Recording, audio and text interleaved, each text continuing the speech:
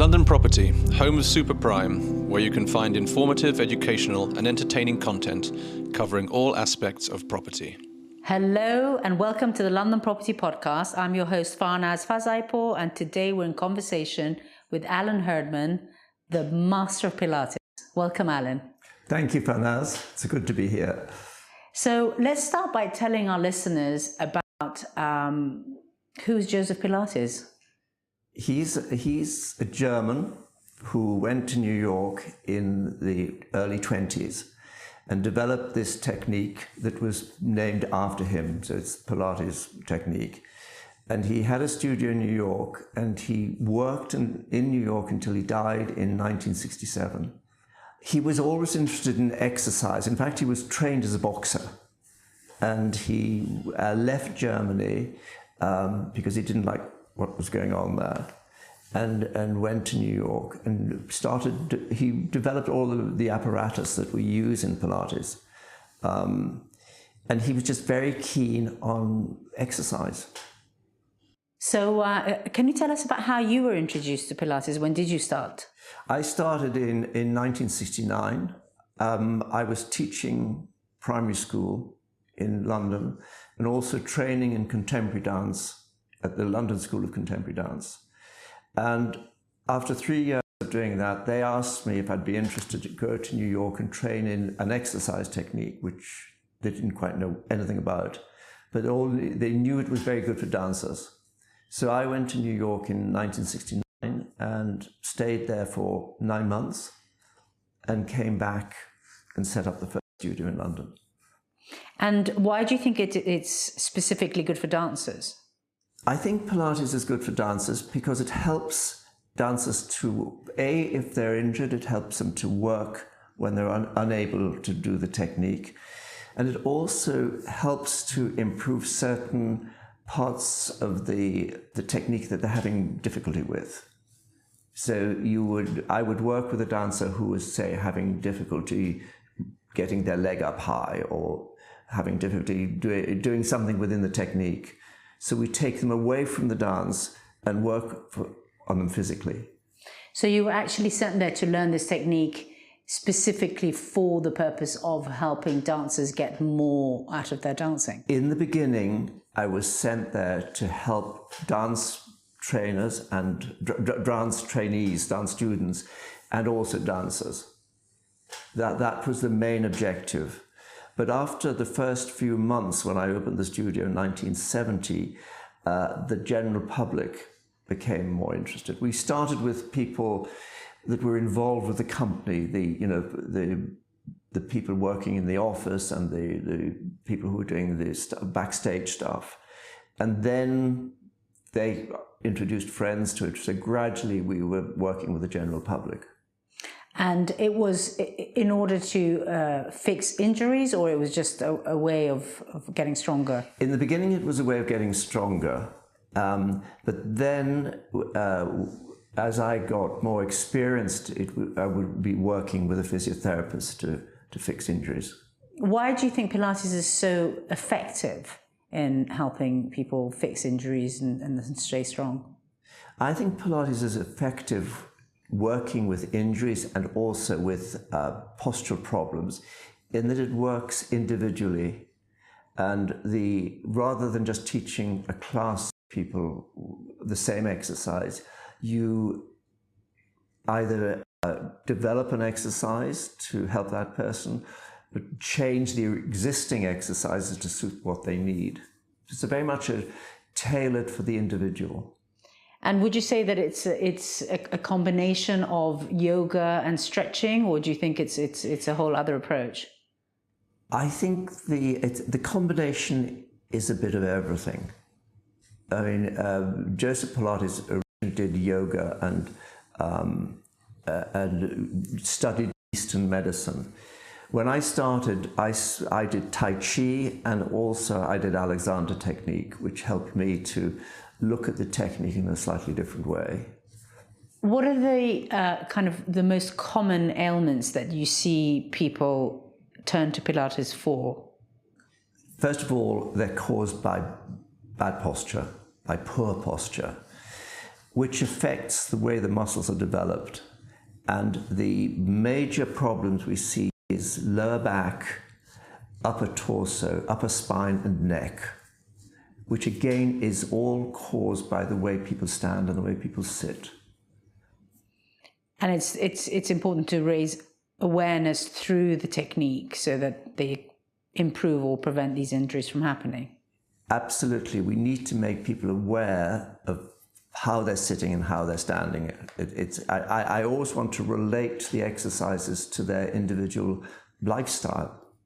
And in the last few years, what's happened is people are using very much more, they're using computers more and using the telephone and texting. So that gives them that rather hunched look.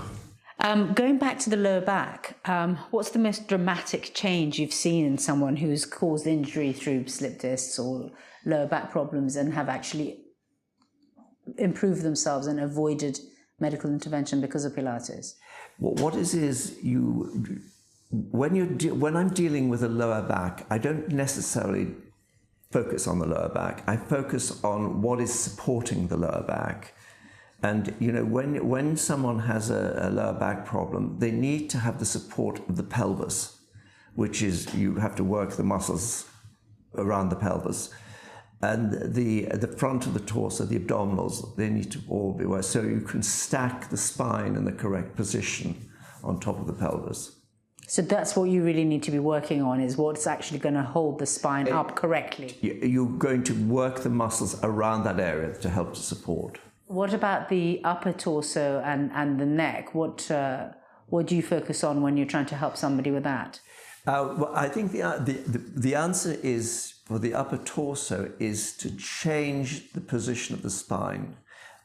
With modern lifestyle, one of the major problems is the spine goes into flexion, which is a curved forward.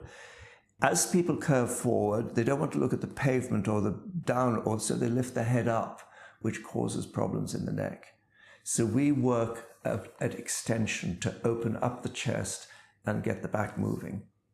So it's not dissimilar what you have to do for the lower back to what you have to do for the It's the same. It's the same. If you think of the spine as a sort of an S-bend, it's just correcting the curves of the back and the whole spine. So a lot of the times people don't have healthy habits when it comes to exercise because it requires them to change their clothes, go to the gym, and make proper time for it. The things that you can recommend that people can do at home that is quite easily achievable and they can just put it into their daily routine to try and prevent some of these injuries and to keep themselves strong? I think to keep the body strong, it has to be simple exercises have to be done on a regular basis, and the secret is not to make them complicated. Doing something that you can do. For example, you can do stomach exercises while you're cooking, or while you're working at the stove, while you're washing up. It's easy to build in things that don't take any time and don't necessarily interrupt what you're doing. So for our listeners, the reason why I know Alan is because about 8 years ago, I got a severe disc herniation, and every doctor I went to and every advice I got was do surgery. And I was just not going to entertain that idea at all. And I started off by doing Pilates every day for, I think, 6 weeks. Mm-hmm. And then I did 3 times a week, and now I maintain it with going twice a week. And what I've taken away from it is you actually learn an understanding for your body to the level that you can actually tell yourself, tense that bit of muscle to the right of your belly button, and you can do it. So that's really where it comes from, isn't it? It's really deep, deep, deep. I think it teaches people to read their own body and understand what they need to do. That if they've had a back problem in the past, if they feel it coming back, they know they have to start working slightly differently. They have to remember what they were doing when they first had that problem, but just be aware of what is going wrong and help to know how to correct it. And then actually moving away from injury-led, people who are injury-led that find you, actually as you age, if you keep mobile and if you get up from the chair without holding your hands to the sides and, all these kind of things, it does actually enable people to age mobile with less pain, not looking like, they're kind of wobbling around and things like that, right? One of the things that really I enjoy about teaching this technique is that you will get someone who comes in who really has has a major problem getting out of a chair.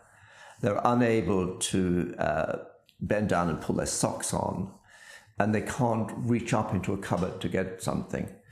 And when you take those problems that they have and make sure that they get better, they suddenly come in and say, I got out of the chair without having to use my hands. Or I could grab something out of a cupboard without hurting my shoulder. And for me, this is fantastic. It doesn't have to be long, sleek muscles and be able to do backflips or anything. It's just to change their life so it's much easier. And as we grow older, it becomes more difficult. And it's actually a shame that there isn't a closer connection between Pilates, physiotherapy, and the medical world, because a lot of the times, people don't need to be popping codeine pills. Yeah. They could actually very effectively solve their problems by understanding their bodies and being able to apply the Pilates method. I was very lucky in the first 40 years of teaching. I worked with a physiotherapist, the same physiotherapist, and we worked very closely together. And I think that combination was fantastic. Yeah, it's a shame that it's so underestimated in the medical world, because it really does. I mean, I'm an example of it. I was literally told to have surgery, and I didn't need to. I can't diagnose, but I always say, think really hard before you have surgery.